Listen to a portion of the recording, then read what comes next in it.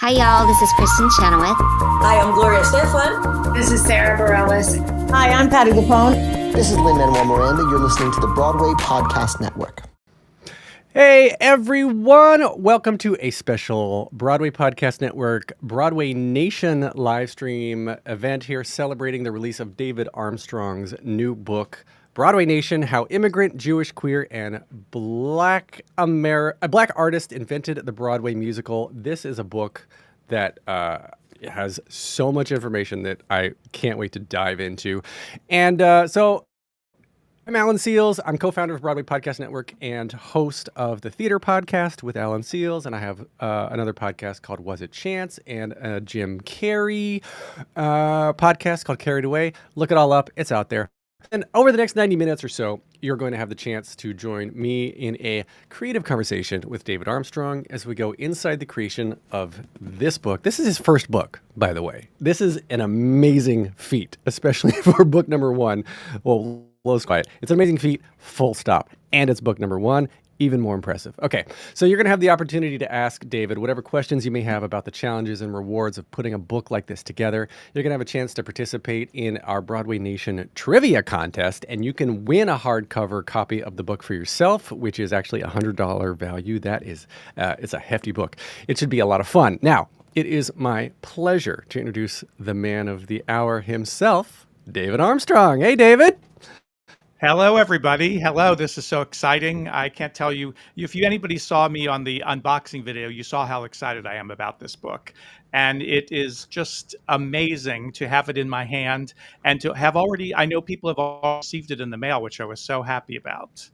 So I've heard from a couple of people, even someone has actually read it already, which is, I don't know how they got through it all that quickly, but that's a lot of reading real fast.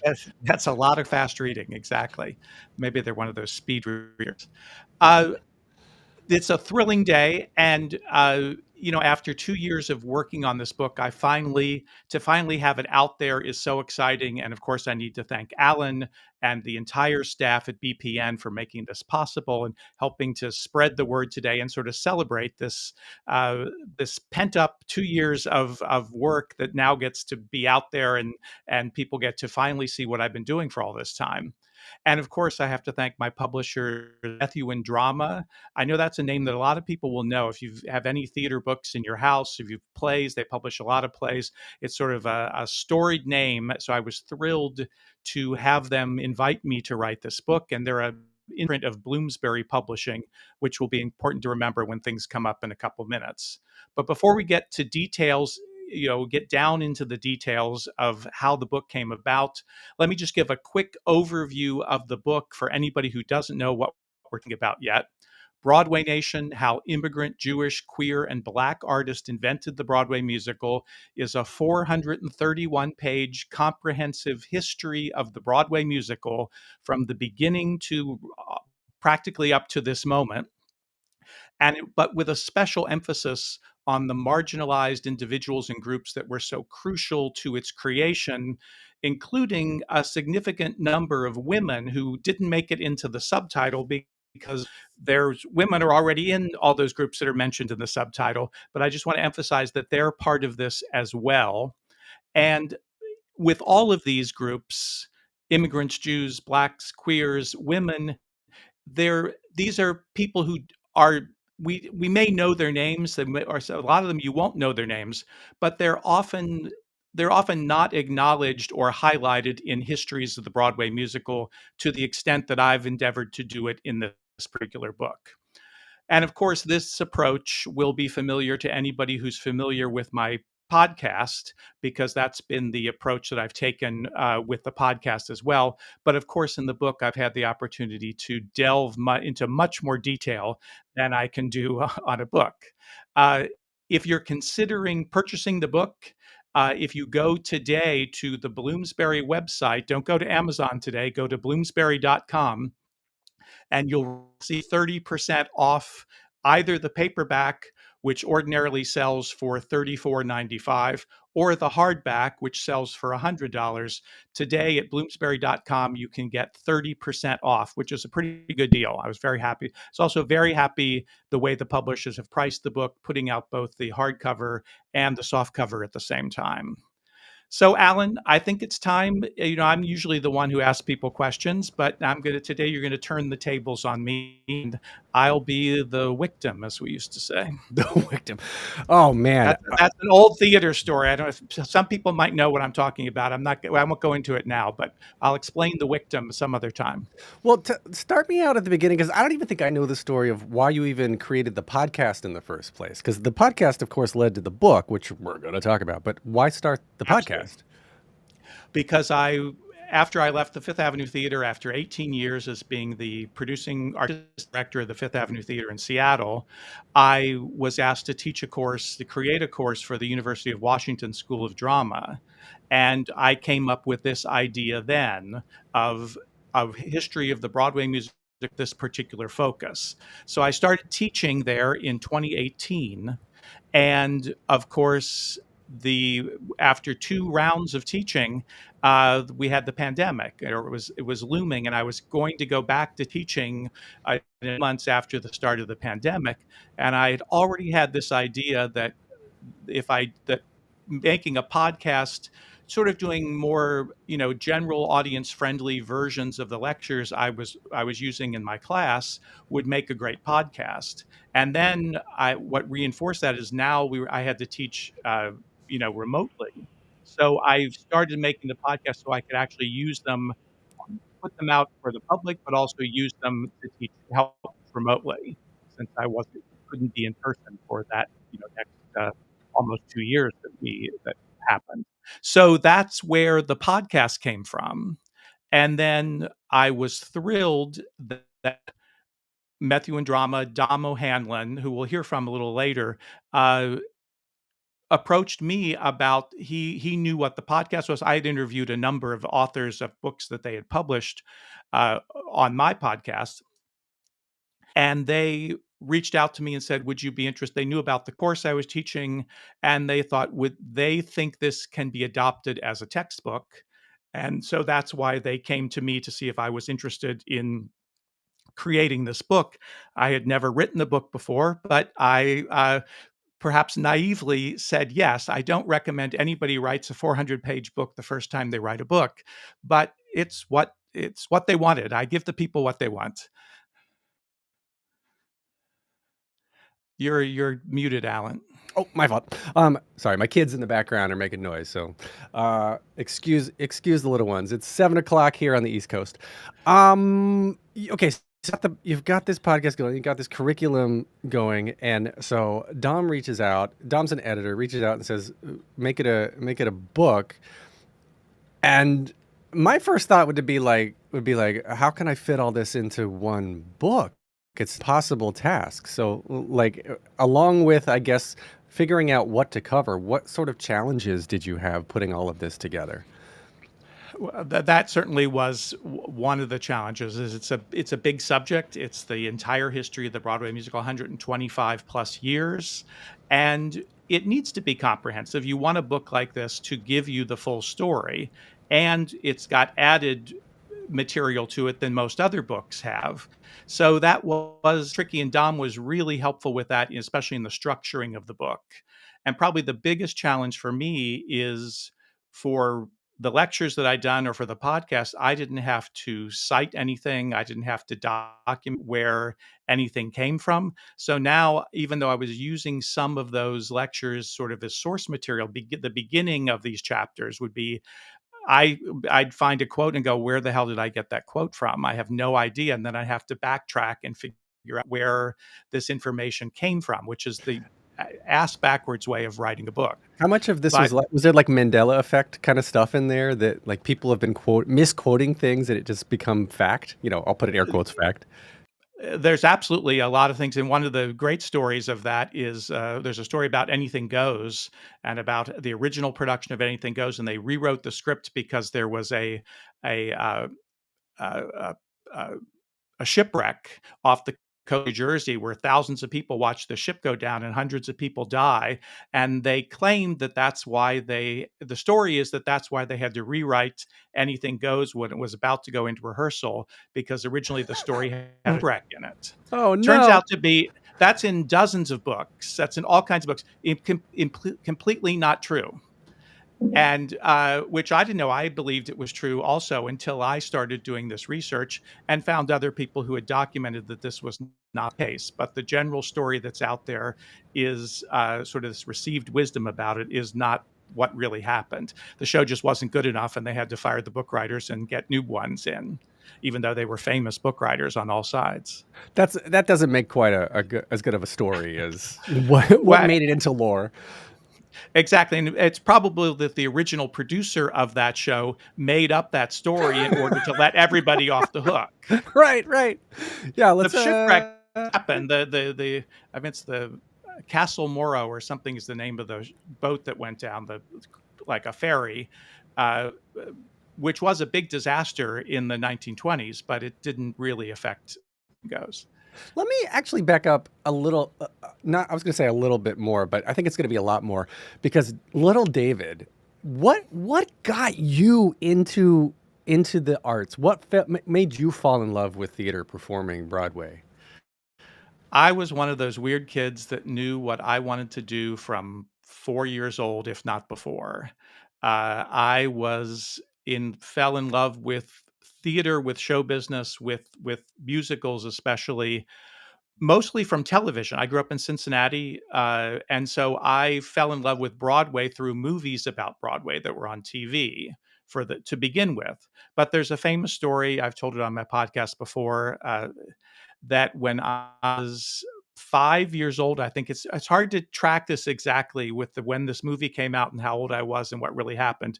But my mother took myself and her friend and their to the movies to see Dumbo, but they went to the wrong theater and we saw Gypsy instead. Okay. And I insisted on having the soundtrack album, and of course for it's a movie about kids in show business. Wow. Yeah. You don't. I'm sure the last half hour of it was of little interest to me, but everything up to that was fascinating, and so I feel like I knew what quality was from the very beginning. That's crazy. Totally.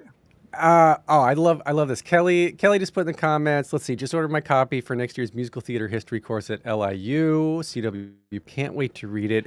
So, by the way, yes, we are live. Please drop your comments into the comments section wherever you're watching now, because later on, soon, we're going to have David answer some of your questions. So go ahead, start thinking of what you want to ask David, either about the book or about Broadway in general. But yeah, drop it in the comments because that's how it works. So back to the book. I like this picture of Lin in the Heights down here. Yep. Classic. How did you decide how to structure this? Because I feel like there's many different ways you could have gone about it, like genre shifting or decades or even stylistically. But like, what were your options and what did you end up going with to present this information? Well, one of the main things I'm interested in is the way I view the musical theater as this continuum, that it starts at the 1890s, basically. You could back further than that. For my purposes, the Broadway musical starts around the turn of the century, right about 1900. And from that point right up to today, every show and every writer leads to the next one. And so you have to, from my point of view, you have to sort of tell it chronologically, although not entirely chronologically, but you want to be able to go back and forth to follow the thread and follow how each generation reacted to the generation before and to the creators who came before them, sometimes emulating what they were done, sometimes reacting against what was done. But I find that to be a really fascinating story. And it's also a story of, I think one of the outstanding things about the Broadway musical is that it is handed down from person to person like a medieval craft. It is literally one person teaches the next person, and who then passes it on to the next generation in a way that I think very few things have happened that way. Were you able to document that, or is that just what you're seeing? How did you document that? Well, there's a lot of ways to document, but in the middle of the book, there's sort of what I call the intermission section. So the let me get us there. So the book is structured into acts, basically, which is a little cheesy, but it seemed to be the right thing to do for this kind of a book. So first of all, there's an introduction, and then there's a sort of overture, which talks about what is a musical, and also looks at the precursors of the musical before Broadway. What was there? What led? There was musical theater since the beginning of time, but what led to the Broadway musical, and what were the things that came before it? So we talk about that vaudeville and operetta and Tin Pan Alley, all the different precursors. Then Act One, I call the Genesis period, which is when the musical is forming, is discovering itself, is finding itself. And it's interesting that with musical theater scholars, there are very few agreed upon names for the eras or timelines for whatever the eras of musical theater are. So if you're teaching, you basically have to make something up because I needed something to talk about. So for me, the Genesis period begins in the 1890s, 1900 basically, and ends at near the end of World War II. And the Genesis period, does that include vaudeville, or is that coming out of vaudeville? It's coming out of vaudeville. Vaudeville is Okay. one of the precursors. Yeah. I mean, vaudeville is happening simultaneously with much of that. It's still a big, still happening. It hasn't died yet, so it's happening sort of concurrently with what's happening on Broadway at the time. Then people talk about the golden age of Broadway a lot, and many people will sort of say, well, think about starts in the 1920s and goes into the 1960s.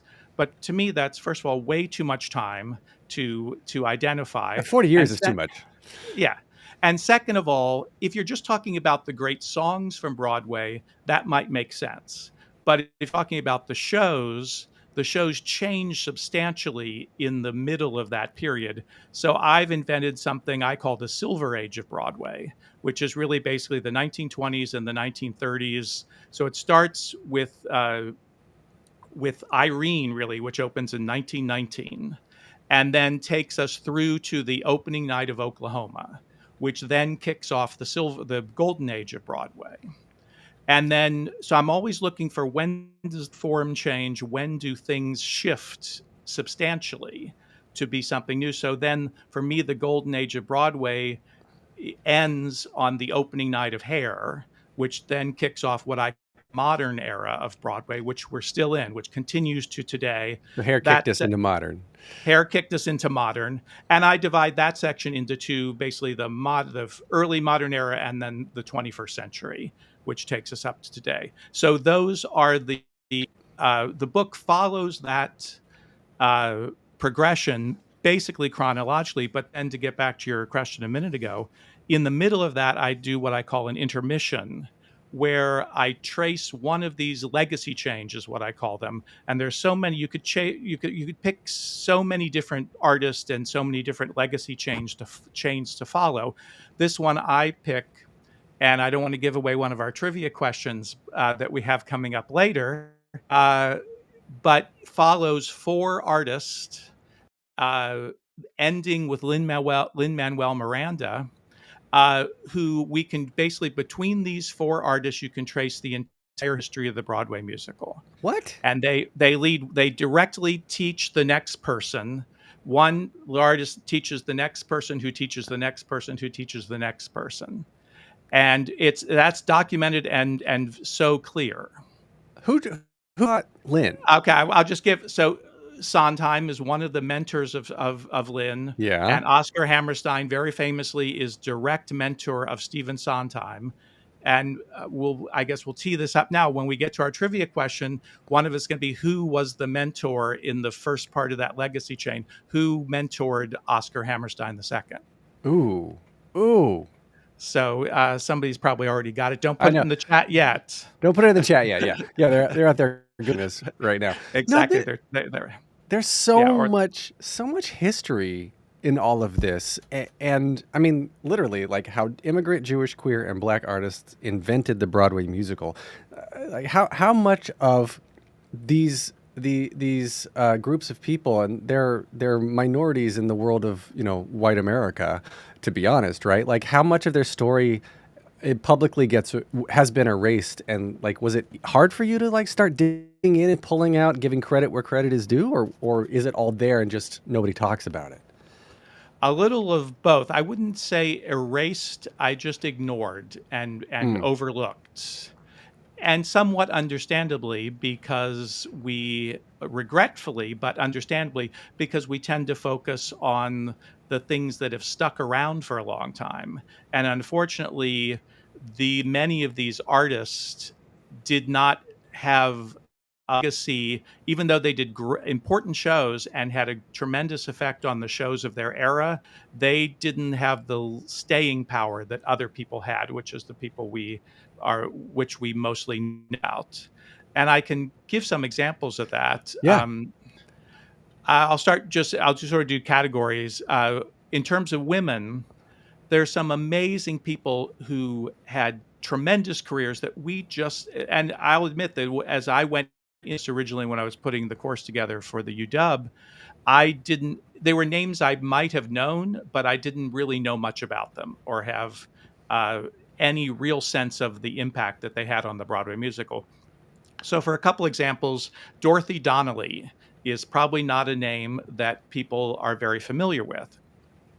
This goes back to the very beginning of the Broadway musical. We're back in the Genesis period and moving into the Silver Age. She went from one to the other. She wrote the book and lyrics for 8 Broadway musicals and operettas and directed many of them. So this is in the 1910 teens and the. So just right there, you were introducing something that most people don't think was happening, and she's not the only one. There's 4 or 5 women in that category from that period who were really, and Dorothy Donnelly, one of the shows, and she had, but the Student Prince was a show that she wrote the music and the lyrics for, or the book and the lyrics for rather. And was a giant hit. Well, that'll be another trivia question coming up later. We'll talk about the Student Prince.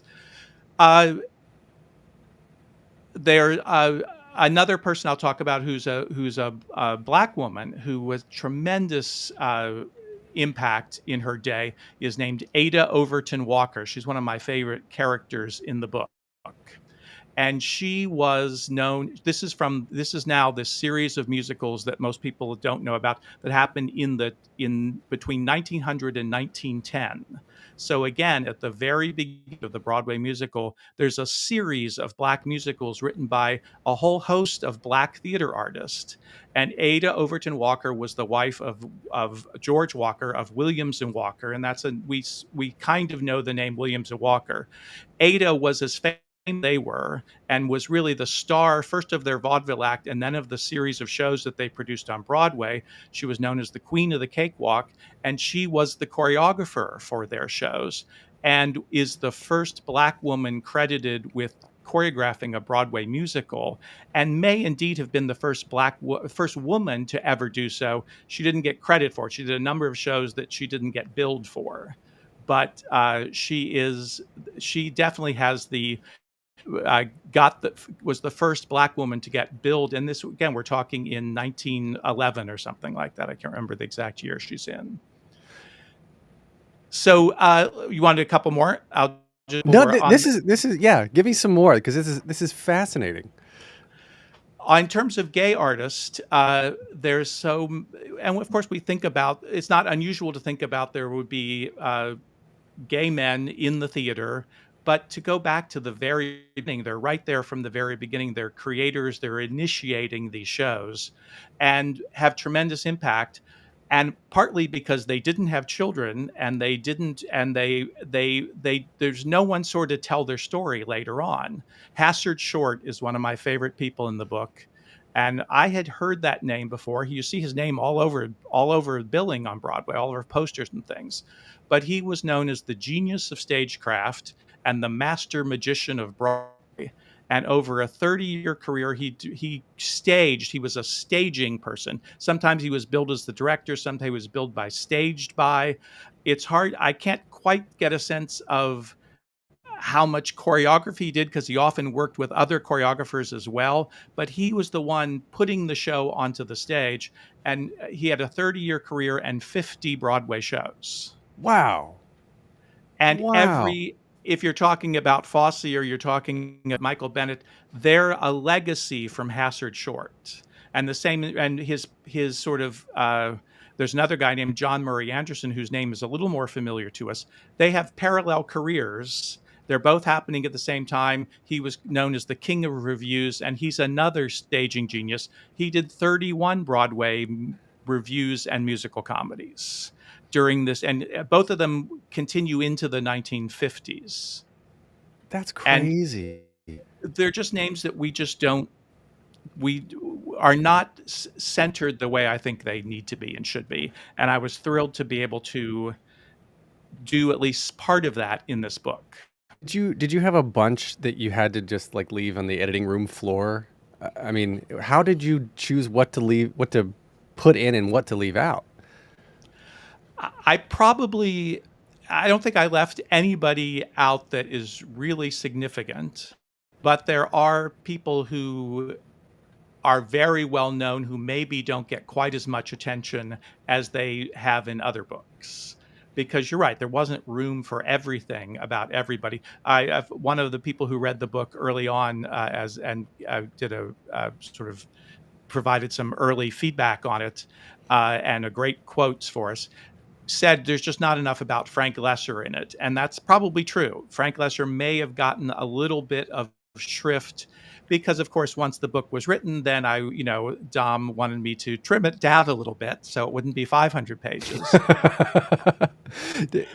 So in that process, that's probably, there are probably some things, if I could write a 600-page book, I would add more, but it's mostly people who we already know their stories pretty well. Is there going to be a part 2? Is there Broadway Bigger Nation?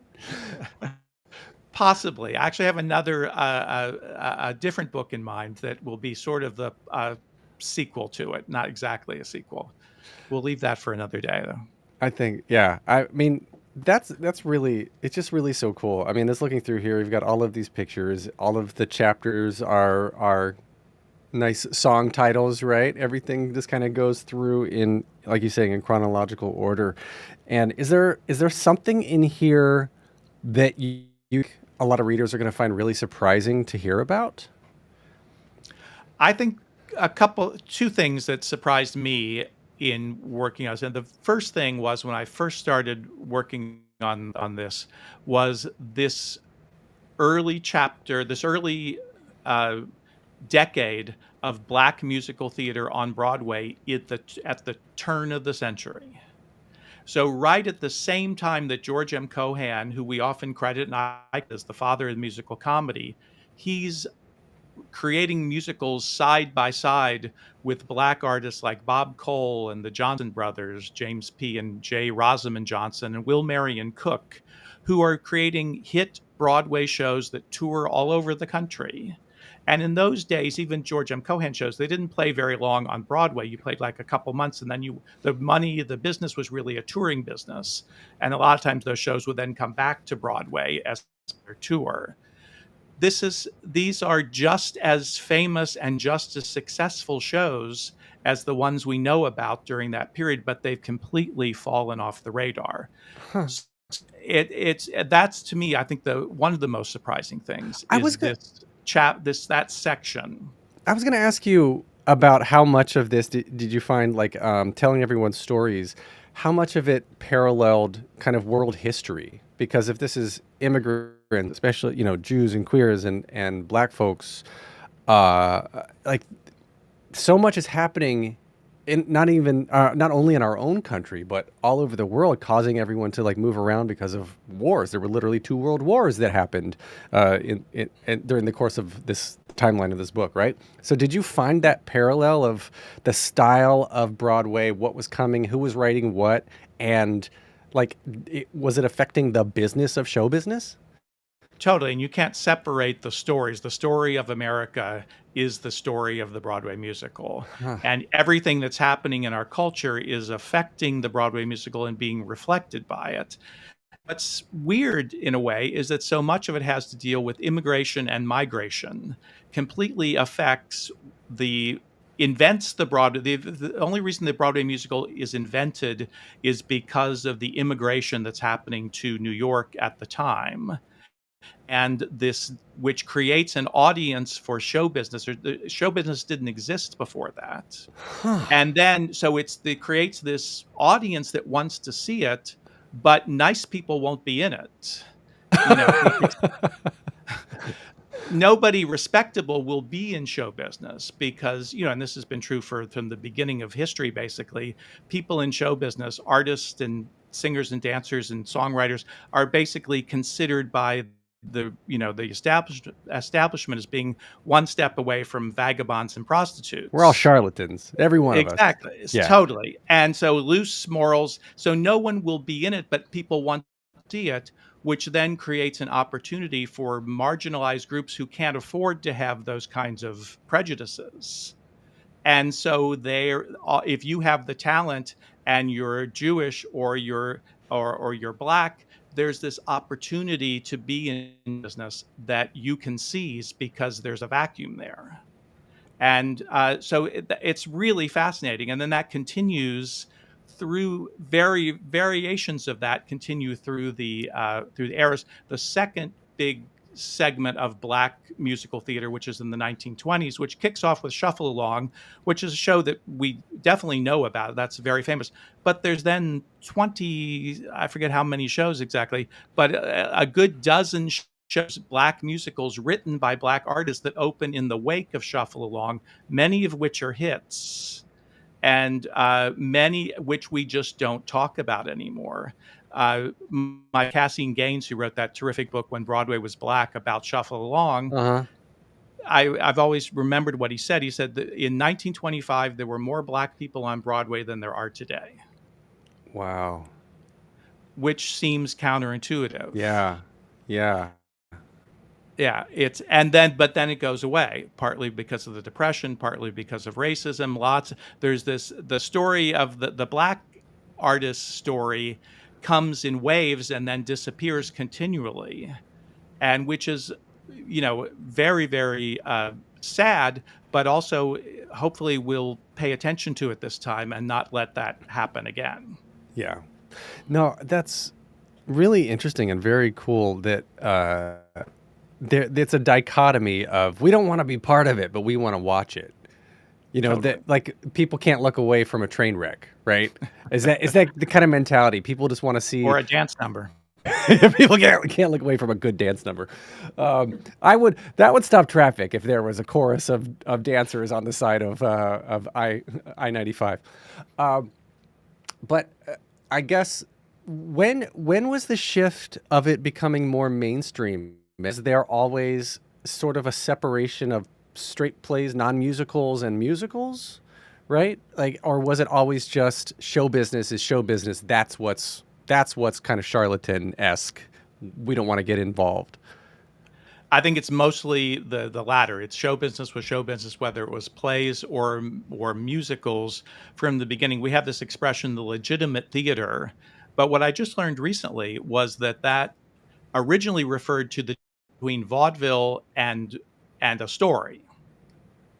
Interesting. So everything that was a story, including musicals, was legitimate theater, and vaudeville was a separate thing. When vaudeville died, it seems like that separation then came between musicals and straight plays, started to inherit that legitimate theater were straight plays and illegitimate theater were musicals. But I don't think it started there. Well, there's a lot of illegitimate straight plays I've seen too, but you know. Yeah. Okay, so then we're about to get into trivia. Everybody, if you have any comments or questions for David directly, please put them in the chat and we'll get to those here in a few minutes. But yeah, David, I guess just like final thought for my questions to you. There have been a lot of books that have been written about Broadway. So what makes this one really different and that people are going to grasp onto? There are a lot of great books out there, and some that, and I'm, very grateful that they have been out there because they were inspirational to me in terms of that. But first of all, this is every time you write a book, there's since the last great book, which I think was Larry Stempel's book called Showtime, which was fantastic, there's now been 15, maybe almost 20 of Broadway history that's happened in the meantime. So you're that's the other challenge with this is every time you write one, you have more history to cover than the person who wrote the history before you, because it just keeps on rolling along. So, but to answer your question, what I do think makes it different is this lens that I try to position everything through and see the centering of these artists who I don't people even though there are entire books and documentaries about the Jewish creators of Broadway, and there's a lot of talk about the queer homosexual creators of Broadway. But for the first time, I think someone is melding those stories together and laying them on top of each other, layering it this way. And, of course, many people cross over in categories. So you can't really tell one story without telling the story of everybody else. Right. I get that. And this is obvious to me that the way that you presented it, you can't separate them. You shouldn't separate them, because we wouldn't have Broadway as we know it now without everybody that you've mentioned in the book, everybody you've talked about, that everyone who's just not been talked about. And what I've tried to do, and it's the hardest thing to document actually, but I've tried to get it into the book chance I can, is the influence these groups have on each other. Because they're existing side by side. And it's, again, something we don't think about. There are reviews, the Ziegfeld Follies, many of the editions of the Ziegfeld Follies had songs by Irving Berlin and by the Johnson brothers, Black artists, have songs in the same review at the same time. These are colleagues working side by side on Broadway at the same time. What was the interaction between them? What effect did they have on each other? They were, and they had tremendous respect for one another. And there's some stories that Irving Berlin went to see Shuffle Along dozens and dozens of times and would sit right in the first row, right behind U.B. Blake, who was conducting the show, and would talk to him during the show and say, "Oh, tell Noble Sissel that's a great lyric." And was a great the kind of world, and of course it makes sense because we know theater people. That's how theater people are. Yeah. But somehow that story is not usually told. That this is one, I won't say happy family, because I'm sure there were rivalries and all kinds of things going on, but there was tremendous interaction between all of these people. That's crazy. Okay, so I could talk to you forever. We got to move on here. So we actually have a message from Dom, your editor. Yeah, you want to cue that up? Oh yeah, that's it. Yes, Dom did a little video for us to talk about the book. I'm happy for you to see it. Roll that beautiful bean footage. Hi everyone, my name is Dom O'Hanlon and I am the editor of the book Broadway Nation by David Armstrong. I am absolutely delighted that this book is published today. All around the world, it is a vital resource for musical theatre fans and musical theatre students. I came to know David from his fantastic podcast, which I've been listening to as a musical theatre fan, historian, and academic for many years. And after so many of them, I just kept thinking, I would love to hear more from David. He's got an expansive knowledge, both practical as a practitioner in the field, but also just as a researcher and academic. It is really, really unparalleled. And hearing him interview so many of our veteran drama authors on his podcast, I just reached out to him and wanted to see if he had interest in turning this fantastic podcast into a book, and I'm absolutely delighted he did. As you can no doubt see, it's a giant volume that has taken hours and hours and hours of David's time and research. It is brilliant. I've read it multiple times in multiple drafts. I just think it's thrilling to have an accessible textbook written for students of musical theatre that doesn't just retread the familiar story of how musicals were created. I just loved how it shines a spotlight on the different minority groups who created the Broadway musical, and just gives a more diverse and a wider, more interesting, integrated perspective on how musical theatre is created. I'm really, really passionate about the book and have absolutely loved working with David. So I urge you to buy it, enjoy it, give it to a friend, give it to a student.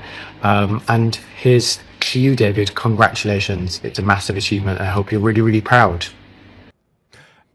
Massive achievement. Really, really proud in the best accent I can't do. Dom is British, in case anyone didn't figure that out. Matthew and Drama is a British company. They have an American, their imprint of Bloomsbury, which is a national company. So, but Dom was just terrific, and he's been so helpful. Yeah. Well, it is now time for our first trivia set. So, no, are we doing questions from the audience first? Oh, we do questions first? All right, we'll do questions first. All right, so let's say blah, blah, blah. Okay, Heather Vickery, my buddy Heather, she wants to know, David, what's your favorite musical? Why? My favorite musical? Yeah. I always say that's today, what is my favorite musical is the better question. And I will say this, it's impossible to answer, but there's probably 3 or 4 musicals that are always on my top list, no matter what year it is, that have been there for decades. So certainly Gypsy is one of those musicals that's on my top 10. Anything Goes is one of my favorite musicals that's on my top 10. Company is on my top 10. Sweeney Todd is on my top 10. And beyond that, things shift around a lot. But those 4 are definitely is part of the mix.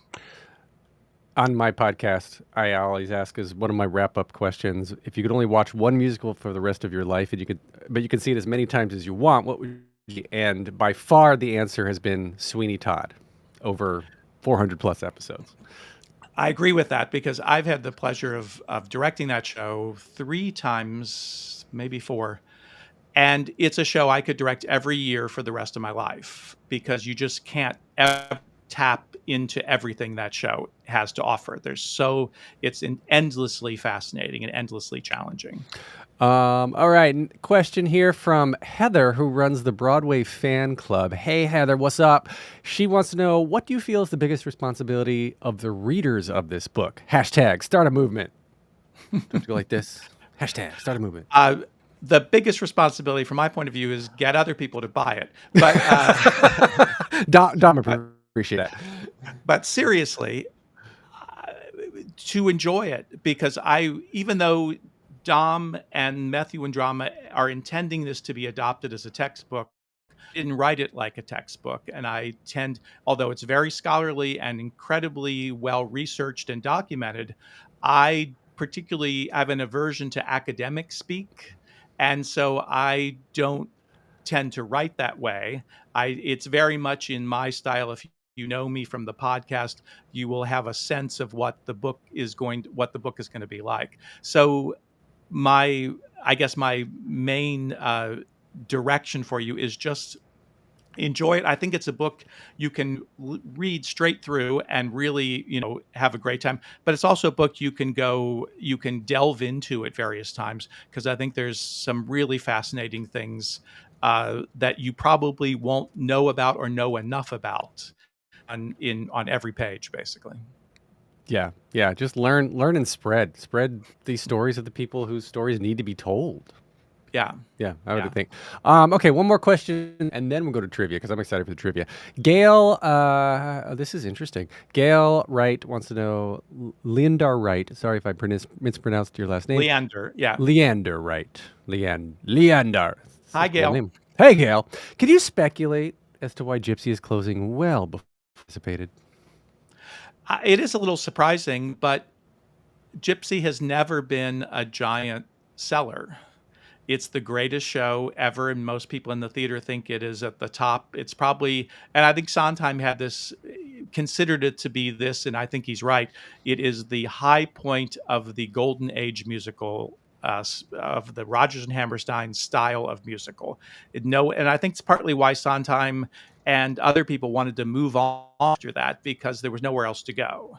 That show and Fiddler on the Roof, there's several shows in that period that sort of just do it to its nth degree. And I think the generation that came out, well, what are we going to do? We can't, they've already done that. We need to do something else. And then they did. But Gypsy is, I've produced that show, and you at your own risk, you over anticipate ticket sales for that show. Is it all of Whose Mama Rose? I mean, is that kind of where we are now in the churn that is Broadway? No, I think it was that way from the beginning. Even when Merman was in the original production, was not the mega hit that, I mean, it was the same year as Sound of Music, and the difference in those two runs and the difference in the two reactions to that show were drastically different in terms of the audience's affinity for it. But I think it's just more of a specialized taste for a lot of people. And, she's not an easy character. I love when I make my students watch Gypsy, and they are blown away by Rose because they're just surprised. Most of them are not musical theater people. This is a big lecture class that with students from all across the university. So they have never seen it before, and they don't expect a character that complex, that interesting to be on the stage. But I also think it's not the easy show that some people might want to expect when they go to a musical. You're right. Easy is not what I would call Gypsy. Not at all. Not at all. And of course, people like us go to be challenged a little bit, at least to a certain extent. And I wouldn't say that's a challenging show the way Sweeney Todd is a challenging show, but I do think the character of Rose leads to Sweeney Todd as a character, these sort of anti-heroes who do things that horrify us, and we still are on their side. But it's relatable because there's so many of us that have parents or friends who have parents like that, and we know it's not out there in left field. So anyway, or our parents like that, yes, exactly. All right, so now we can do some trivia. Yeah, great. Okay. And I want to bring in another friend of us here. If she'll turn her camera on, I'll bring her in here any second now. Let's see, Michelle. There you are. Hey, Hello. Michelle Miller. Hi. So Michelle Miller is she's the host of Mentors on the Mic, and she also does she has a great podcast, all with some really good career advice and business advice. And I feel like Michelle, you probably have a lot you could take away from, with conversations that David's been talking about from the book. 100%. Yeah. This has been so interesting. Well, maybe you can help me figure out what to do next too, now that this book is done. Well, I think there's gonna be more musicals. You could do a whole book all about what happened in COVID and how that reset the finish line. Totally. Absolutely. Or the starting line. I don't know. Whatever, because everything's shut down. Okay, let's do some trivia. Trivia music. Da, da, da, da, da. All right. I'm the first one. Okay. You're up. I'm up. So everybody. Just one note. I've tried to make these trivia questions challenging because I know we have a very sophisticated audience. They're not particularly easy, but I think I think with this group, I couldn't be too basic. So we'll see how it goes. These are hard questions.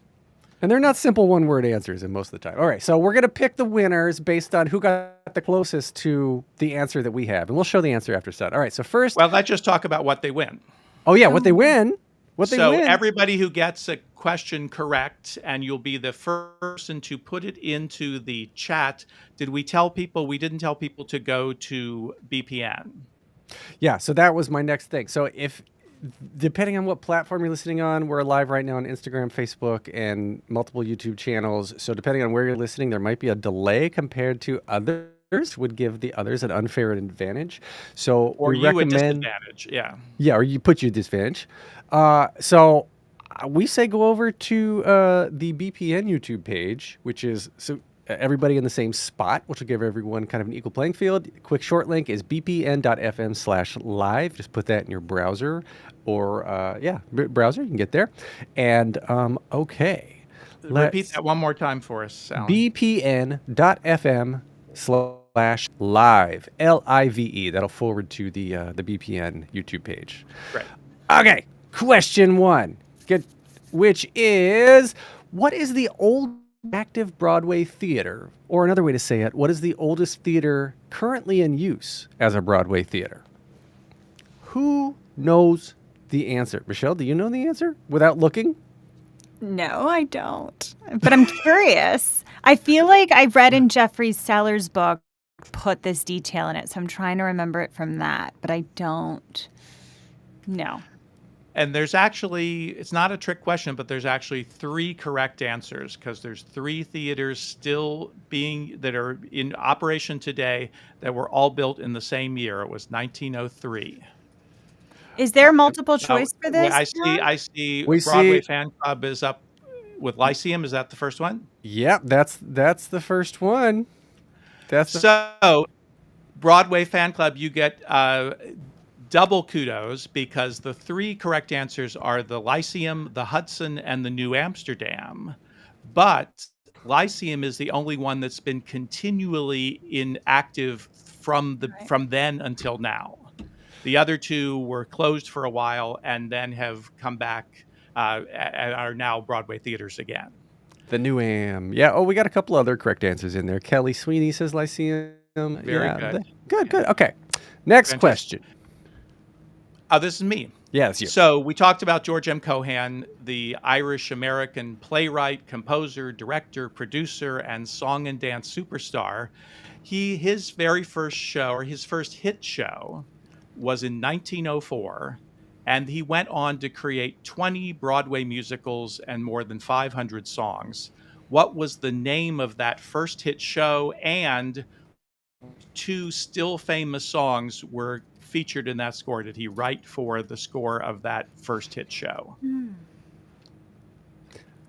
So there's 3 you have to put in this answer: the name of the show and the name of the 2 still famous songs.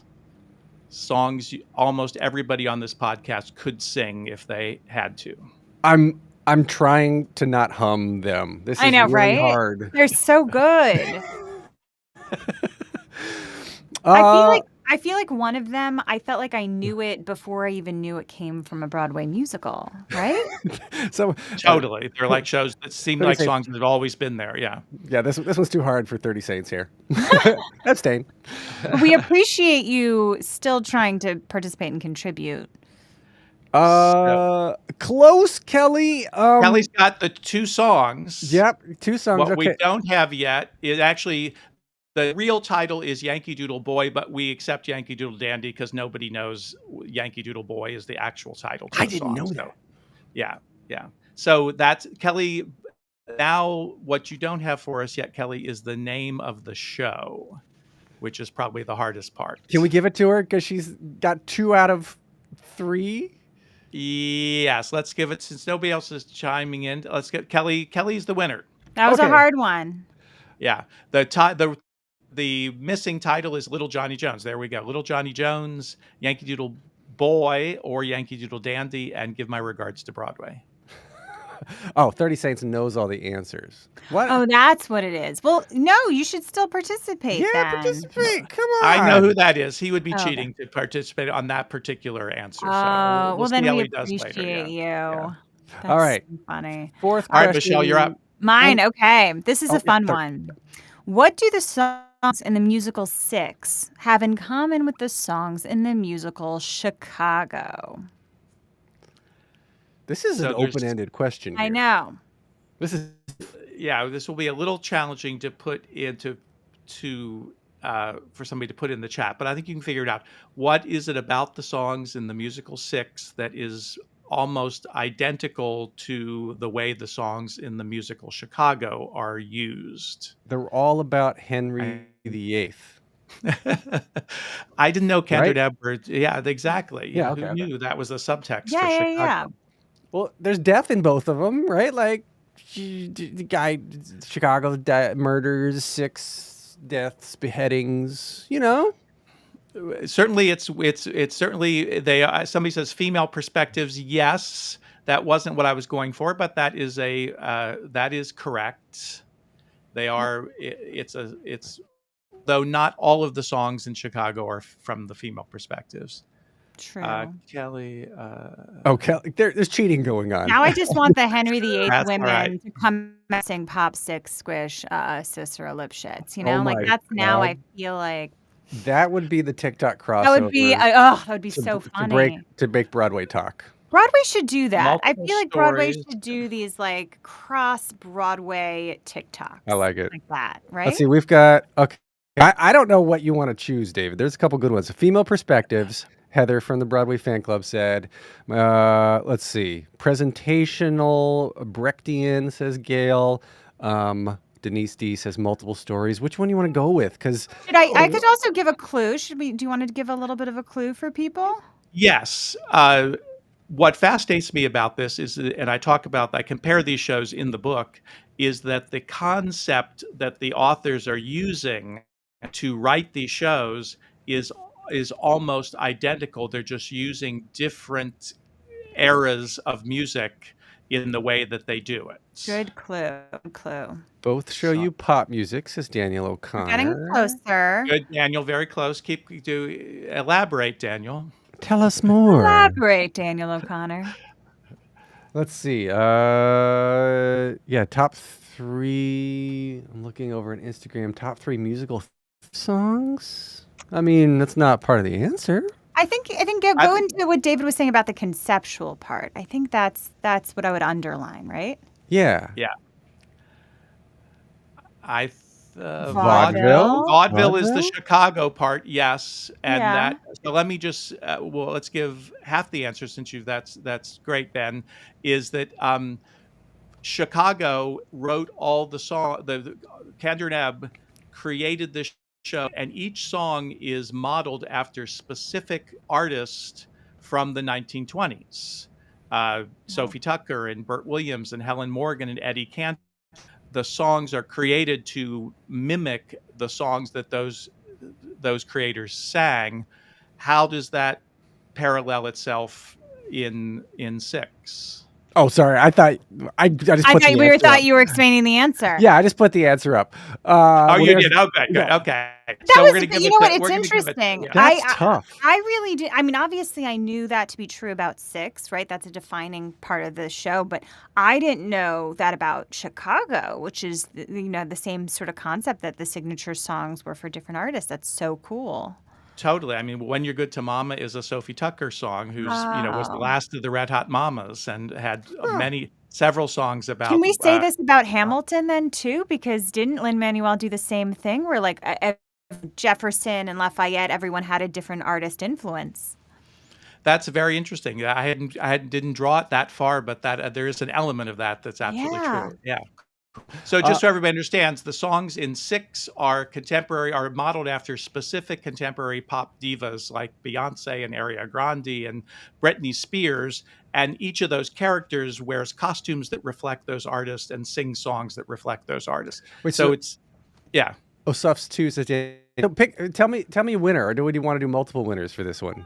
Tell me who to add into the list of possible book winners here. I think definitely add Daniel and Ben. Daniel O'Connor. I'm taking notes here. And then Ben. What was Ben's last? Ben Francis. All right. Daniel O'Connor, Ben Francis. You two get the W on this one. All right. So question 4. Wow. Yeah, we got one more. So this is a more straightforward one. That one was hard, complicated. What Broadway musical is the highest grossing entertainment property of all time? And that's I've phrased it that way on purpose. Not just the highest grossing Broadway musical, the highest grossing entertainment property of all time that has grossed more than Avatar and more than all the Star Wars films combined. Good distinction on that. We're talking. I didn't catch that right away. Full TV, movies, everything. Free entertainment. Everything. It's at the top of the heap of all entertainment in the history of the world. Wow. Come on, you've got to have some guesses, people. I mean, Phantom of the Opera. Okay. No. There we go. You got it. Broadway fan club. Great. Yes. Yes, Phantom of the Opera has grossed nearly $10 billion in my sales. God. Phantom's number And 2. again, this has nothing, not counting the movies I'm sorry, wait, no, did I say Phantom? That Phantom of the Opera is not correct. Sorry. Phantom of the Opera is number 2. Yeah, Phantom's 2. Phantom Lion of King's the one. Opera is number 2. Lion King is number 1. Did anybody say Lion King? Yes, Broadway Fan Club said Lion King. Okay, I didn't Yeah. hear that part. Great. So just again, I'll say it again. The stage version of Lion King has grossed nearly $10 billion in sales. And number 2 is Phantom of the Opera, which I think is around $6 billion in sales. Crazy. With both of those has nothing to do with any of the film versions, just the stage versions of those shows internationally, obviously. So wait, are we including you're saying we're not including the movies? We're not including any of the additional. How about merch? None of it, just the stage show. Probably the merch they sell when you go to the show. Yes. Right. Probably. Okay. So just anything that has to do with being. I think it's the gross ticket sales. No, I think the number is based on gross ticket sales. Wow. Yeah. Yeah, that's pretty gross. That's a lot of ticket sales. Okay. Dad jokes. Okay, so speaking of Phantom, with nearly 14,000 performances, of the opera is the longest running musical of all time. So, since 1920, only 10 other shows have held that title. Name 5 of the others. So there's 10 possibilities. 10 shows have been the longest running show in Broadway history, and then replaced by the one that ran longer and replaced by the next one that ran longer. It's only 10 shows, which is kind of amazing. And the last one is Phantom of the Opera. Okay. Yeah. Some of these, I'm looking at the answers. Let's see. I only knew a couple of them, to be honest. This was interesting. We've got 3 in the chat already. Yep. So Gail has 2 of them, I see, which is Gail great. has 2. Ben has 1. Ben has 1. Yep. Let's see. Kelly's got 1 also. Yeah. Let's see. Oh, Cats. Yep. Kelly. Yeah. Kurt has 1. Did you guys see Kurt? Yep. Chicago Cats Fiddler. Hello, Dolly is 1. Yep. We've got another one from Ben Francis. Yeah. It's Chicago is not 1. Yeah. Could you guys?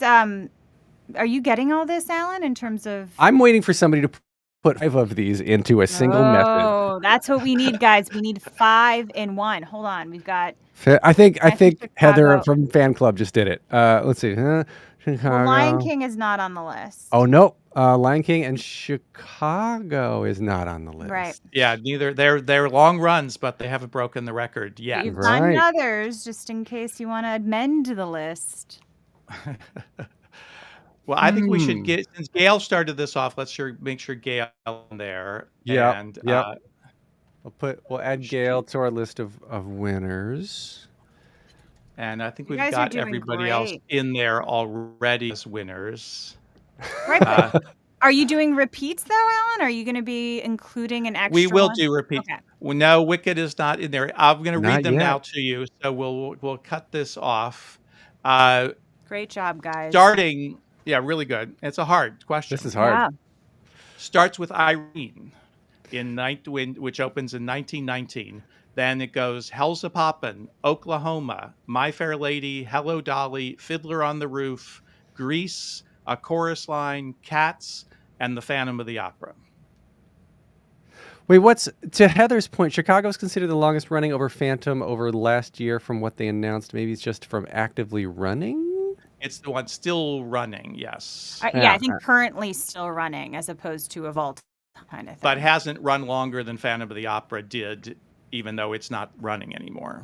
Same thing with Wicked. Those are probably the 2 shows that have a possibility of passing Phantom. I mean, look at those numbers, though. They've got a long way to go. 13,981 performances. God. Yeah, it's going to be hard to beat. That's a long time to not upgrade your tech and not make your seats better. God. Anyway, nothing could beat my Phantom. Well, isn't there rumors that Phantom's coming back? Is that true? Yeah, Well, they're doing this off Broadway. Right? thing that's sold out. Hard Apparently. to beat Phantom if it comes back. It doesn't count as longest running, maybe, if Well, it's it's stopped gonna and be- come back. It's gonna be different. They're It's gonna have gonna like be lasers and fireballs and like laser cats. Like Phantom with laser cats is definitely it. I have that from a reputable God. source. Ooh. Like actually, The Lonely Island and SNL are co-producing. Totally true. Totally true. Really? No, not at all. No. God, I don't know no. why I'm so gullible. Can you imagine? I was like, do they have a penchant for Phantom that I didn't know about? That's crazy. Actually, then Okay. they take it to space and they do space opera. Okay. Yeah, Mhm. right. This is everything. Okay, so real quick, if you have any questions for David, throw them in the chat again. We'll take a Yeah, quick let's go back to questions. We'll Yeah. do a quick. There a were quick, a few more that we didn't get to, so we can go back into those. Oh, sure. Let me scroll. One yourself, Michelle, while I'm What- looking. Well, I see one from Ben Francis thinking about the immigrant experience. What do you think of the end of Fiddler on the Roof? Is the move to America seen positively? Yes, I do think it's as positive as it can be in that story because we know where the story is going. We even the audience who saw it originally knew that if you don't escape to America, you're going to end up with then Cabaret continuing the story. And so I do think it is a positive thing, although their world has been completely, ripped asunder. It certainly, it has one of the greatest moments, I think, in theater history, which is when Tevye turns and tells the fiddler to come along. He's going to take Yeah. tradition with him to the new world. Tradition's going to Yeah. go along and, evolve, change, and be different, but still be there. So yes, I think it is a bittersweet positive ending I was to that just show. thinking that it's bittersweet because one of the last songs is Anatevka, right? Where it's like this bittersweet minor chord sort of thing of, saying goodbye to the place we love, but also, like you said, looking forward to where we're going. That's Darth Vader's big 11 o'clock number. Yeah.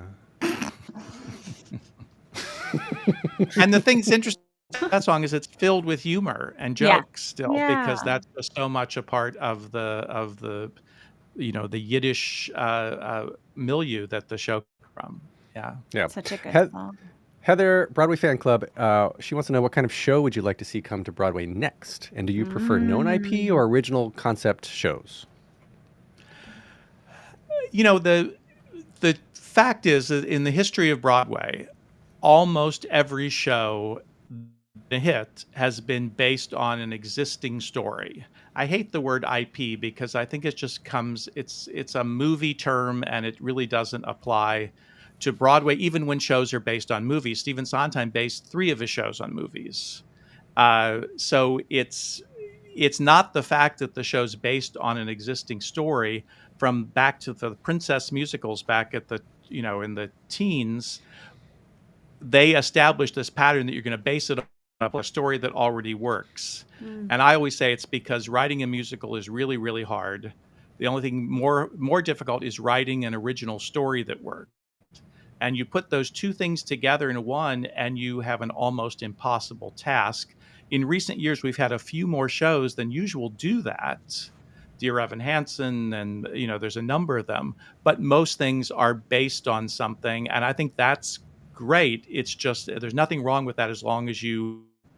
So I think, to answer your question, I think using an existing story is what I would recommend.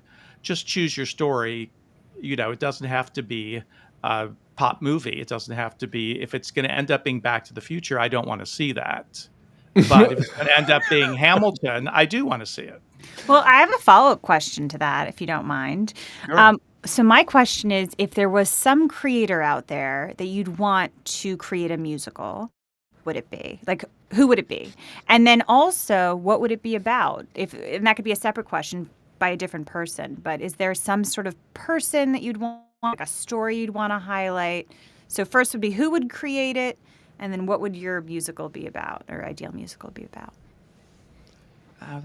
I'm not sure I have a ready answer for That's that one. fair. That's fair. Ben Folds. Ben Folds can Folds, create a musical. I've always thought he is somebody. He's talked about it. It has been in the. There's been, some even he, I think, talked about it at some point. It's just harder. All those pop songwriters get into it and they find out, oh, this is really hard. And I Yeah. have to do a bunch of things that I don't yet know how to do. And then the great ones figure it out and do it. But it defeats a lot of people who are not used to that. I mean, I really like this answer. Broadway Podcast Network is a goal. Oh, wait. Well, okay. It's just gonna be It's just gonna be me like saying, "Fix your audio." I would love Daniel. I would Taylor Swift to make a musical all about. Yes. The answer is yes for me. I'm a huge Swiftie. But I did have a question about that too. Before that, which is what pop singer has created a musical that is your favorite? Because we've had some really great pop Good singers. question. Thank you. They're just coming. not talking about a jukebox musical in this case. Not We're talking about That's a great question. A new Distinction. musical. Yeah, a new musical created by some sort of pop singer. Would you classify Hadestown in that? Because Anais Mitchell she wrote like non-musical songs first. Yes, absolutely, and she's somebody who has, and same thing with Waitress. So those are two pop songwriters who have succeeded. Hell's Kitchen. Which is partly a jukebox musical. Partly, but you're also right. Has new But songs. Yeah. I feel like it's a jukebox musical of someone's creative work. So I feel like that's a bit of a distinction. It's not like I just saw Moulin Rouge, right? So it's not like it's it's not that kind of jukebox musical. I feel like it's maybe a little different if it's like the one. And the artist herself is creating it. So that does make a distinction. Yeah. Exactly. But do you have a favorite? None of those are my favorite shows, I have to say. That's fair.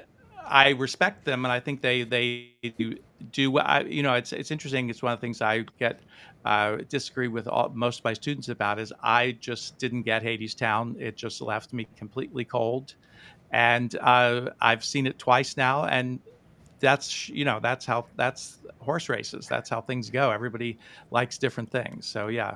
And if you want to throw eggs at David Armstrong's house, he lived That's as why long this as you is virtual. I'm just kidding. Exactly. That's a hot take, David. You're gonna offend some listeners with that one, but I'm here for it. I think it's good to have strong opinions about it. Yeah. It's good to have strong opinions about I it. love the first of it, and then I checked out. Well, okay, so there's a great question from Gail in here that I'm going to put a pin in. I've started. Gail, I promise you we're going to come back to it, but I want to make sure we get some more trivia winners into our wheel of random winner that we're going to pick later. So I think we should move on to a 5 trivia quiz. What the prize will be, just in case anyone's just tuning David. in. The prize is the hardback $100 edition of the book signed by me. So autographed copy for whatever that's worth.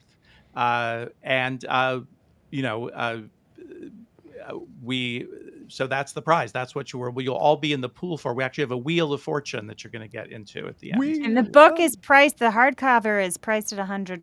This is a very, very nice prize. You can also go over to bloomsbury.com right now for 30% off paperback or hardback. And then you can win trivia, get a signed copy to save for yourself and give your 30% off to a friend. Do what you gotta do. Or you could give something The as a signed gift. copy. That's right. Gift. This is a gorgeous, great gift for people. Your friends who love musical theater. This is it. This is it. All right, David. Right. I just want to acknowledge that a couple of people put Kinky Boots in that last when we were talking about that last question, and there I would second that. Kinky Boots, I think, may be the answer to your question. I think, Good to know. did a really terrific you, job Daniel. of yeah. Okay. All right. What's our next question, David? Oh, it's me. Yes. All right. So it's well known, and this is the one we alluded to earlier. It's well known that Oscar Hammerstein II directly mentored Stephen Sondheim, and Sondheim mentored several Broadway songwriters, including Jason Robert Brown, Jonathan Larson, and Lin-Manuel Miranda.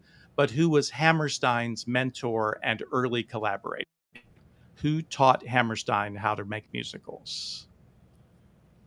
Who's taught the godfather of musicals how to make musicals? To a great extent. Not Jerome Kern. We have a winner. I see a winner in the chat. Oh, yes. Yes. Are you seeing Gail or are you seeing somebody else? I'm seeing Gail. Yeah. Not almost Gail. Almost. Almost. there we go. Kurt, Got it. Kurt got Powers it. has the whole name. Otto Harbach. Harbach. Gail exactly. said, what did Gail say? Gail said Now she Hamburg. got- Yeah, exactly. I've done that same thing myself sometimes. So Close. yeah, typo. Yeah. All right, let's give it to both of them, to Gail and Kurt. Power. All right. So Yeah, Otto Harbach, and that is the chapter. That's the centerpiece of the book. Is this legacy chain from Otto Harbach to Lin-Manuel Miranda? It's 4 degrees of separation between them. Next question is me. At what musical did young Stephen Sondheim break down in tears while attending its opening night performance? He told this story himself several times. Oh, we got it already. Ben Francis nailed it. Well And done, there's no mistake there, because Ben wrote a fantastic book about carousel. So he should be getting this. What's the book? It's called Round in Circles. It's a fantastic history of the musical carousel. All right, Michelle, you're up next. Oh, I'm loving this. Okay, who was the first woman to write the full score, both words and music, right, for a Broadway show? And we have both words and music. We have and you can read off choice. These examples. Read off it's a multiple choice question. Anne Caldwell for The Night Boat, 1920. Dorothy Donnelly, Poppy, 1924. Kay Swift, Fine and Dandy, I shouldn't say the date. Yeah, the dates. You can say the dates. 1930, and Anne Ronell, Count Me In, 1942. So again, Anne Caldwell, Dorothy Donnelly, Kay Swift, or Anne Ronell, who was the first woman to... I took a second. I'm I was sorry. like, wait, am I giving the dates? I shouldn't give the years. And then I realized... I credited Ben with the wrong book. We'll correct that in a minute. Sorry about that. Anne Caldwell, Dorothy Donnelly, Kay Swift, Anne Ronell.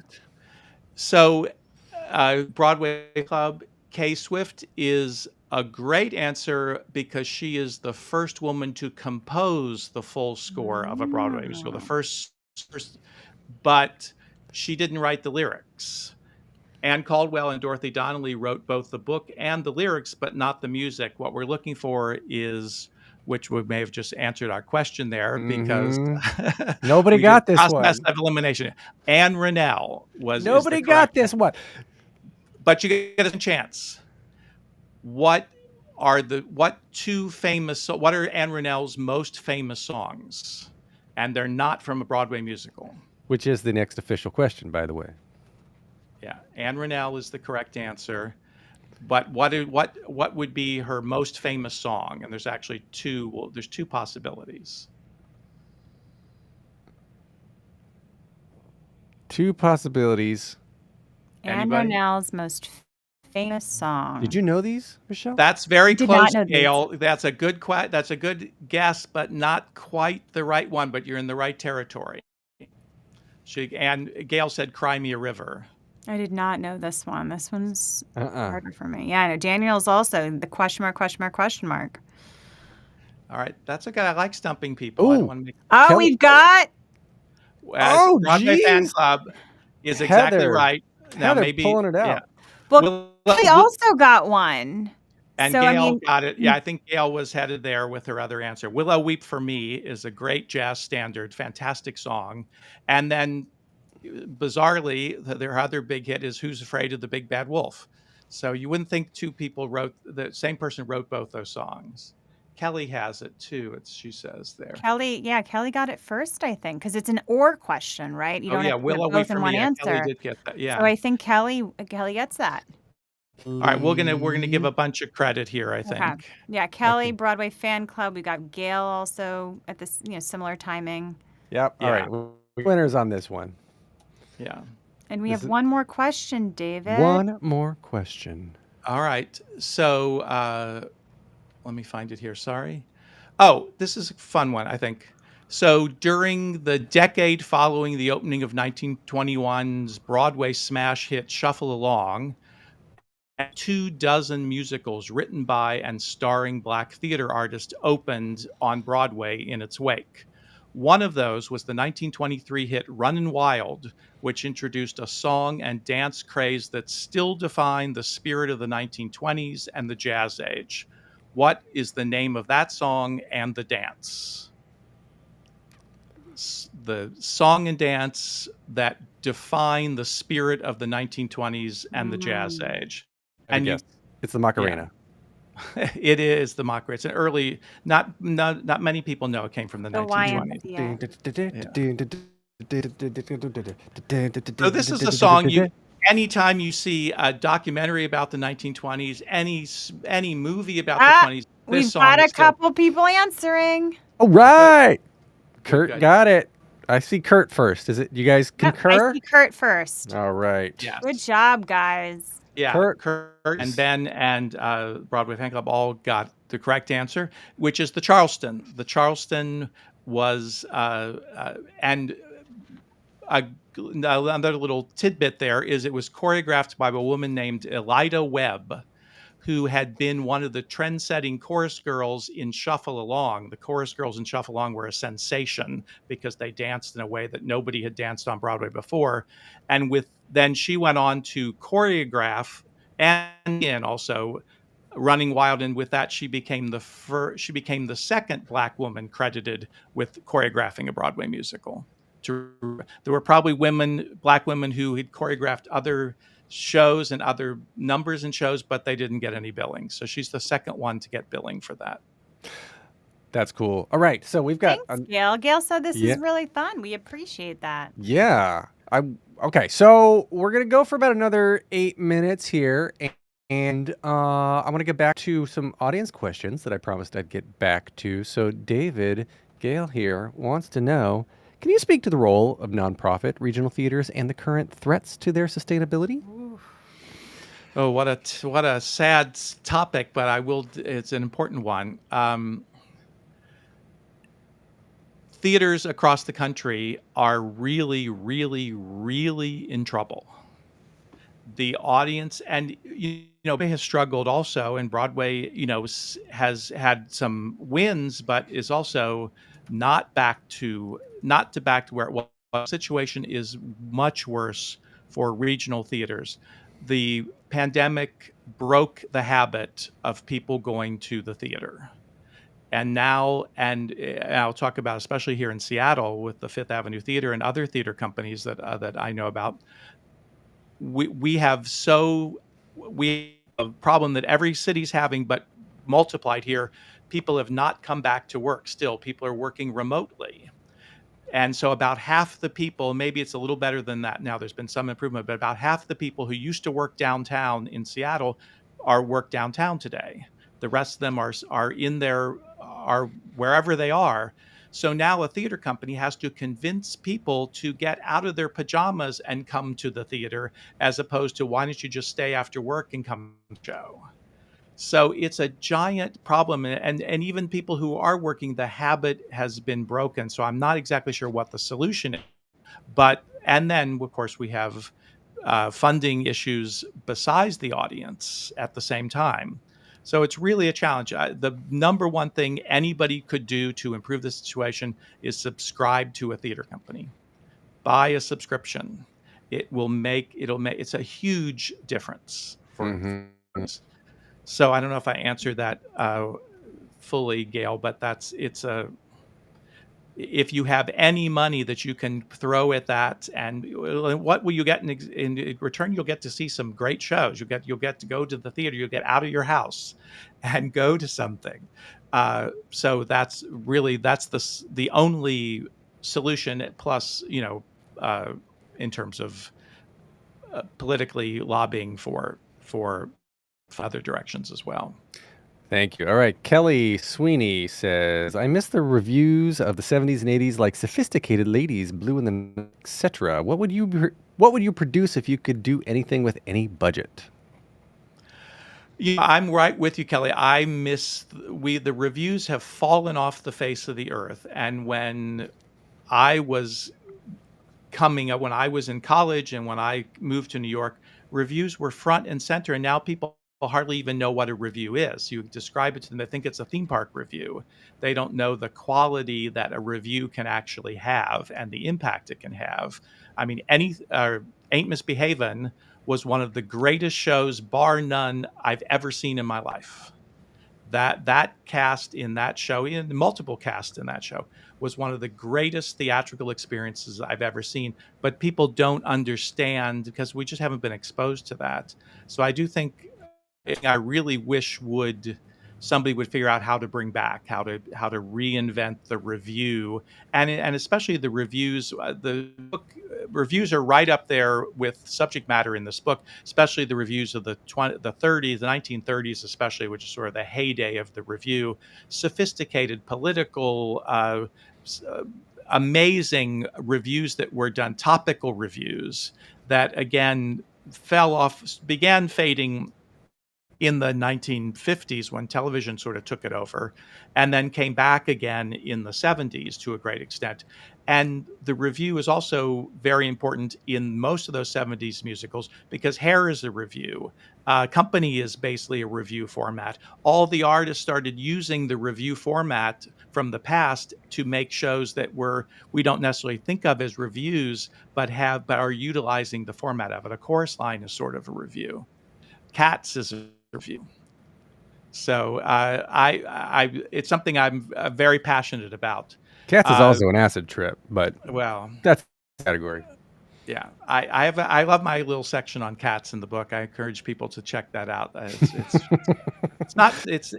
It's actually it just sort of identifies what Cats is in relation to other shows and how it relates to some other quite famous shows. The beginning of that section just says WTF in big bold letters with cat eyes. All right, not really. So I think this is a good... that one's a great one. I wanted you to do that. Yeah, this question from Heather, again, Broadway Fan Club. What is your opinion on theater influencers compared to media outlet reviews? Alan and I have thoughts, so I'm curious what yours are because I know his. I could get in trouble with this one. I think fans of the theater are great. So I'm very happy for anyone to have great enthusiasm for Broadway. The challenge with some influencers is, and it's finding the balance, and maybe I've been guilty of this at times too, is it's not about you, it's about the show. So and that, of course, the audience is responding a lot to the influencer and is connected to that person. So I think I just would encourage figure out a way to keep that relationship that you would have with your audience, but try to make sure that the focus stays on the shows, on Broadway, on the material. And I think go ahead. Stay informed, right, David? Like I feel like, I mean, listen, influencers are I get that's how people hear about stuff right now. So I think they're great. I think I get it. But stay informed. Like your opinion can't just be, I hated it. Like understand that there's a show, there's a lot of people involved. I don't want to hear I hated it. I want to hear don't you like about it, what you do like about it. And be specific about it so that I can go in making an informed decision whether I should see the show as well instead of trashing it, right? Mm-hmm. Totally. Yeah, critical assessment of it is exactly what we want to tune in for something like that. We want to hear that. But yeah, it's in a way, influencers to a great extent have replaced journalists to a great extent, but without the credentials behind them. So I encourage people to say, now you're the journalist. So back that up with informed opinions. And what I might like in a show might not be what you like in a show. And so if they hear, for example, my review, they might be like, oh, wait, Michelle doesn't like this for part of the show, but I love that stuff. And then it's still a great review and it still excites someone. So I encourage people to be nicer and also be more specific and specificity. I was gonna say is because I can say, this show was terrible, but why? What was it? The performances? Was it the staging? Was it the lights? Was it the book? Like the songs were great. Just be specific and explain yourself because there's some people who are gonna come in and just have completely different opinions.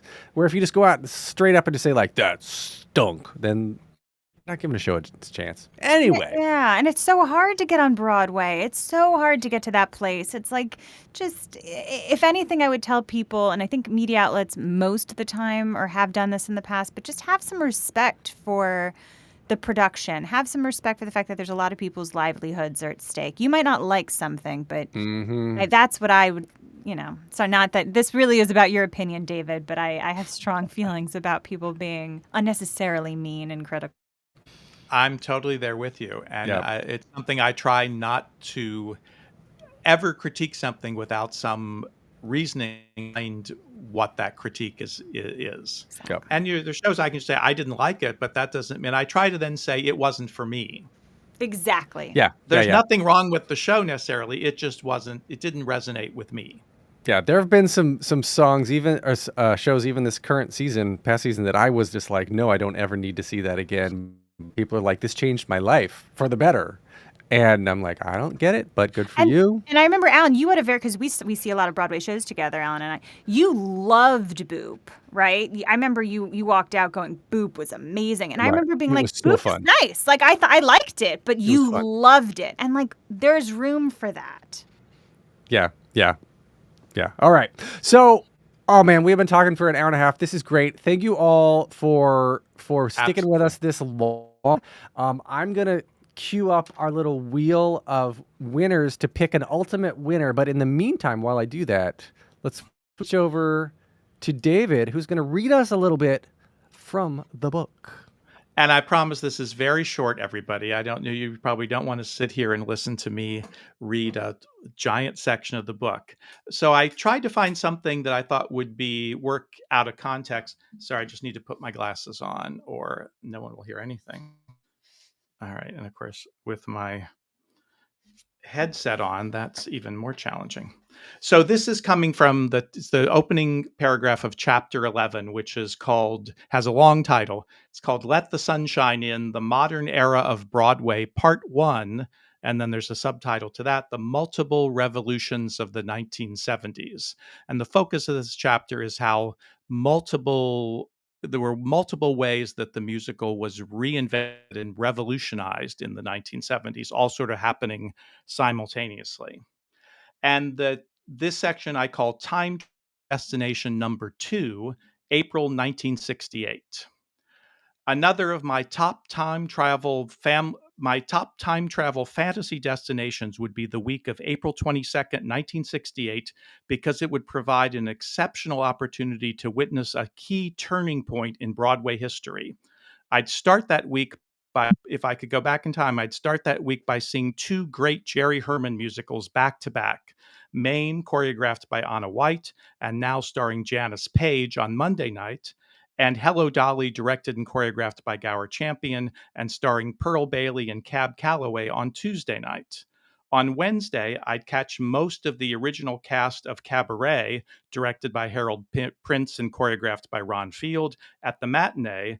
And then that night, I'd see Cabaret's already departed Tony Award-winning star Joel Grey play the father of the musical comedy in the biomusical George M., directed and choreographed by Joe Layton. On Friday, I'd attend Jones and Schmidt's big Broadway hit I Do, also staged by Champion, and now starring Gordon McRae and Carol Lawrence. Then on Saturday, I'd start with the matinee of Man of La Mancha and catch the Fiddler on the Roof at the evening performance. Broadway shows didn't play on Sundays in those days, but off-Broadway shows did. So that day I would venture down to the Village and see the matinee of Jones and Schmidt's original off-Broadway hit, The Fantastics, now in its 8th year. Then to top the week off, I lost my place. To top the week, I would stick around 1968 for one more day to attend the opening night performance of the American tribal love rock musical Hair. In just 8 days, I would experience 8 of the prime examples of the crowning achievements of the golden age of Broadway musical play and musical comedy at its peak, and then witness the shocking and abrupt jump cut to what I call the modern era of Broadway. It is a place I think that would be mind blowing to be able to experience that, all of those shows in 1 week period. That would be a good week. You're muted. You're muted, Michelle. That was such a good thing I wanted to say. Luckily I can say it now. David, that was so great. Are you reading a portion of the book kind of like that, like an excerpt on your podcast as an episode? I have not yet, but I'm sure I will be doing some of that at some point. Yeah, Then I absolutely. think it's an easy thing for people to send. Be like, hey, here's a cool excerpt. I think you'd like it. Listen to it and see what you think. Absolutely. And we are discussions about an audiobook, so I'm very excited about that. Very cool. Well, let's pick our winner here. I've got all the names of everybody who won in the order that they won, and let's see. I gotta pull Looks this good up. to me on my list, by the way. You told me to make my own. This looks exactly like what I have. Good. So here we go. I don't know who the winner's gonna be. This is random. It is going to be Gail. Wow. Terrific. So, Gail, please send me a message in Instagram or on Facebook just to make sure I get the book to you and get your address so we can send it off to you. Again, if anybody else is interested in purchasing this book, let's put it up one more time today. And I don't know how long they're going to keep this up. I was surprised that happened today. I think it's because it's the debut day of the book. 30% off of either the paperback or the hardback at bloomsbury.com today. So don't go to Amazon, go to Bloomsbury to get the discounts. Congratulations, Gail. Congratulations. Yes, absolutely. And with that, Michelle, thank you so much for joining us. Thank you so much. My pleasure. Thanks for having me, guys. I think you guys should do like a podcast guest swap. You be guests on each other's Ooh. podcast. Just saying. I'm there. All right, Just we'll saying. do it. All right, yeah. So check out Mentors on the Mic, Michelle's podcast. Michelle, thank you. Bye-bye. Bye, everybody. Thanks so much. All right, and then David, thank you so much for joining me this evening. And Gail, congratulations for winning. David, any final closing thoughts before we wrap up? This has been really fun and I love the participation of it. So it's just so fun to interact with people. And, I hope I'll be able to do that in person at various events, but this one is probably just such a great opportunity to be able to do that. So thank you all. And thank you. I mean, the audience for Broadway Nation podcast has been instrumental in the creation of this book. The two things can't be separated.